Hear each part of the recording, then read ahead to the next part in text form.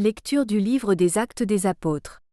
En ces jours-là, comme la conversion des païens provoquait, dans l'église de Jérusalem, une intense discussion, Pierre se leva et leur dit : « Frères, vous savez bien comment Dieu, dans les premiers temps, a manifesté son choix parmi vous. C'est par ma bouche que les païens ont entendu la parole de l'Évangile et sont venus à la foi. Dieu, qui connaît les cœurs, leur a rendu témoignage, en leur donnant l'Esprit Saint tout comme à nous. Sans faire aucune distinction entre eux et nous, il a purifié leur cœur par la foi. Maintenant, pourquoi donc mettez-vous Dieu à l'épreuve, en plaçant sur la nuque des disciples un joug que nos pères et nous-mêmes n'avons pas eu la force de porter ? Oui, nous le croyons, c'est par la grâce du Seigneur Jésus que nous sommes sauvés, de la même manière qu'eux. Toute la multitude garda le silence, puis on écouta Barnabé et Paul exposer tous les signes et les prodiges que Dieu avait accomplis grâce à eux parmi les nations.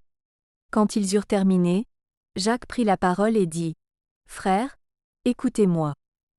Simon-Pierre vous a exposé comment, dès le début, Dieu est intervenu pour prendre parmi les nations un peuple qui soit à son nom.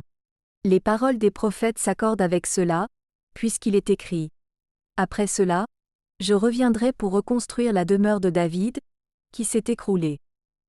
J'en reconstruirai les parties effondrées, je la redresserai. Alors le reste des hommes cherchera le Seigneur, oui, toutes les nations sur lesquelles mon nom a été invoqué, déclare le Seigneur, qui fait ces choses connues depuis toujours. Dès lors, moi, j'estime qu'il ne faut pas tracasser ceux qui, venant des nations, se tournent vers Dieu, mais écrivons-leur de s'abstenir des souillures des idoles, des unions illégitimes, de la viande non saignée et du sang.